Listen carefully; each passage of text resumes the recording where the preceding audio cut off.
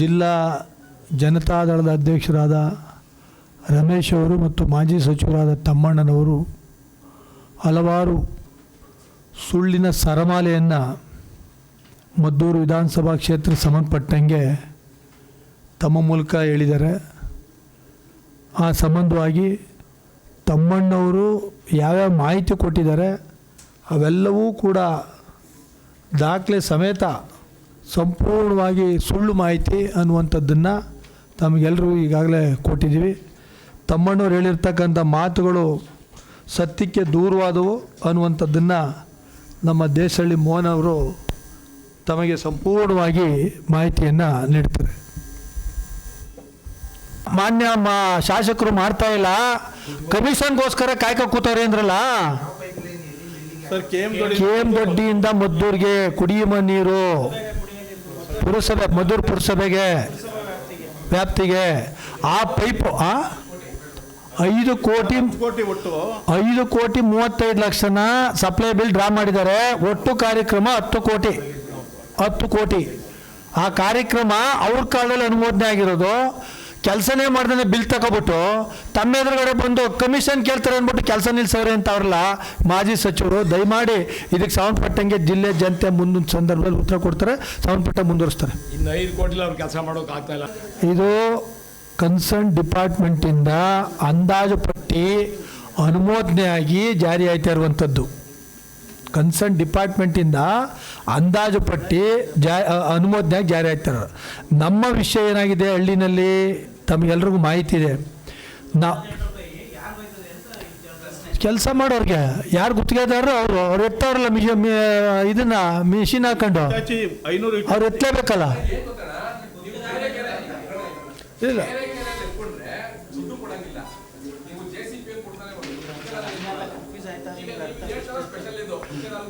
ಒಂದು ಅಲ್ಲಲ್ಲ ಒಂದು ನಿಮಿಷ ರಾಜಮಣ್ಣ ಕೇಳಿಸ್ಕೊಳ್ಳಿ. ನಾನು ಕರೆಕ್ಟಾಗಿದ್ದೀನಿ, ನಾವು ಕರೆಕ್ಟಾಗಿದ್ದೀವಿ. ಇಂಜಿನಿಯರ್ ಡಿಪಾರ್ಟ್ಮೆಂಟು ನೀವು ಮತ್ತೆ ಹೇಳ್ತೀನಿ ಕೇಳಿಸ್ಕೊಳ್ಳಿ. ಯಾವುದೇ ಸರ್ಕಾರಿ ಕೆಲಸ ಈ ರೀತಿ ಕೆರೆ ಉಳೆತ್ತಕ್ಕಂಥ ಸಂದರ್ಭದಲ್ಲಿ ಲೀಡು ಲಿಫ್ಟು ಬರಲ್ಲ. ಲೀಡು ಲಿಫ್ಟು ಅಂದರೆ ತಗೊಂಡು ಹೋದಂಥ ಮಣ್ಣನ್ನು ತಗೊಳೋದಕ್ಕೆ ಮತ್ತೊಂದಕ್ಕೆ ಮಗದೊಂದಕ್ಕೆ ವಾಲಂಟ್ರೀಸು ತುಂಬ ಬಂದ್ಬಿಡ್ತಾರೆ. ವಾಲಂಟ್ರೀಸ್ ಬಂದು ಅವರೇ ವೆಹಿಕಲ್ ತಗೊಬಂದು ಅವ್ರ ಗದ್ದೆಗೋ ಅಥವಾ ಅವ್ರ ಮನೆಗೋ ಅವ್ರು ಮತ್ತೊಂದ್ಕೋ ಮಗದೊಂದ್ಕೋ ಹೊಡ್ಕೋತಾರೆ. ಅದಕ್ಕೆ ಒಣೆ ನೀರಿಗೆ ದೊಣೆ ನಾಯಕನಪ್ಪನಿಗೆ ಯಾರು ಬೇಕಲ್ಲ ಇವರು ಹೋಗಿ ನಿಲ್ಸ್ಕೊಬೋದು, ಗಾಡಿನ ಇವರು ತುಂಬ್ಕೋಬೋದು. ಅದು ಕಾಮನ್ನು. ಎಲ್ಲೇ ಕೆರೆ ಉಳೆತ್ತಬೇಕಾದ್ರೂ ಕೂಡ ಇತ್ತೀಚಿನ ದಿನಗಳಲ್ಲಿ ಕಮ್ಮಿ ವೆಚ್ಚದಲ್ಲಿ ಹೆಚ್ಚು ಕಾರ್ಯಕ್ರಮ ಮಾಡಬೇಕು ಅನ್ನೋ ಉದ್ದೇಶದಿಂದ ಏನು ಮಾಡ್ತದೆ, ಎಸ್ಟಿಮೇಟ್ ಮಾಡಾಗಲೇ ಇಂಜಿನಿಯರ್ ಡಿಪಾರ್ಟ್ಮೆಂಟು ಕನ್ಸರ್ನ್ ರೆಪ್ರೆಸೆಂಟೇಟಿವ್ ಹತ್ರ ಸರ್ ಈ ಥರ ಡಿಮ್ಯಾಂಡ್ ಇರ್ತದೆ ಇಲ್ಲಿರ್ತಕ್ಕಂಥ ಮರಳೋ ಮಣ್ಣಿಗೋ ಅವ್ರ ಗದ್ದೆ ಮತ್ತೊಂದು ಹೊಡ್ಕೋತಾರೆ, ಇದು ಸರ್ಕಾರದಿಂದ ಹಣ ಉಳಿತದೆ, ಇದ್ರ ಇನ್ನೂ ಅಷ್ಟು ಕೆಲಸ ಮಾಡ್ಬೋದು ಅಂದ್ಬಿಟ್ಟು ಅದನ್ನು ಎಸ್ಟಿಮೇಟ್ಗೆ ಸೇರಿಸಲ್ಲ. ಅದು ಭಾಳ ಕಾಂಪಿಟೇಷನಲ್ಲಿ ಸುತ್ತ ಇರ್ತಕ್ಕಂಥ ಬಾಡಿಗೆ ವೆಹಿಕಲ್ಗಳಿರಲಿ, ಎಷ್ಟು ಓನರ್ ಇರ್ತಾರೆ ಟ್ಯಾಕ್ಟ್ರ್ ಓನರ್ಸು ಅವರೆಲ್ಲರೂ ಕೂಡ ಲಿಫ್ಟ್ ಮಾಡ್ಕೋತಾರೆ. ಅದಕ್ಕೆ ಯಾವುದೇ ರೀತಿಯಾದ ಅಡ್ಡಿಲ್ಲ.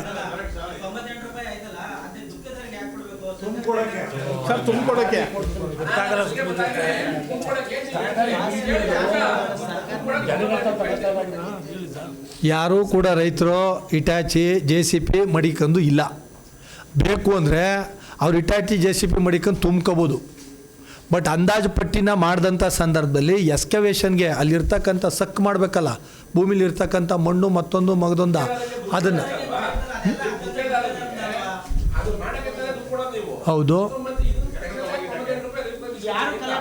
ಸರಿ ನೀನು ಒಂದು ನಿಮಿಷ ಹರೀಶ್, ಇಲ್ಲ ಇಲ್ಲಿ ಯಾರೂ ಕನ್ಫ್ಯೂಸ್ ಮಾಡ್ಕೋತಾ ಇಲ್ಲ. ಅರ್ಥ ಮಾಡ್ಕೊಳ್ಳೋದಕ್ಕೆ ಸಮನ್ವಯತೆ ಬೇಕಷ್ಟೇ. ಗುತ್ತಿಗೆದಾರ ಒಂದು ನಿಮಿಷ ರಾಮಕೃಷ್ಣಪ್ಪ ಮಾಡಿಲ್ಲ ಬಿಡಿ.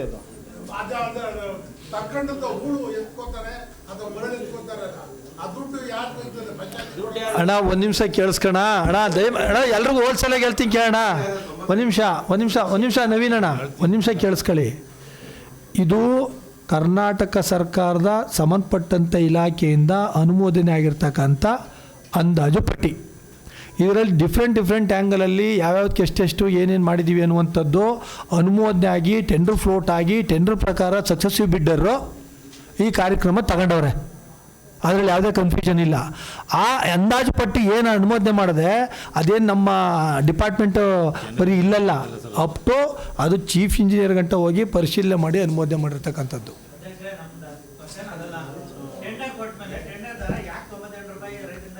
ರೈತರಿಂದ ತಗೋತಾರೆ ಒಂದೇ ಒಂದು ರೂಪಾಯಿ ದಯಮಾಡಿ ಒಂದೇ ಒಂದು ರೂಪಾಯಿನೂ ಕೂಡ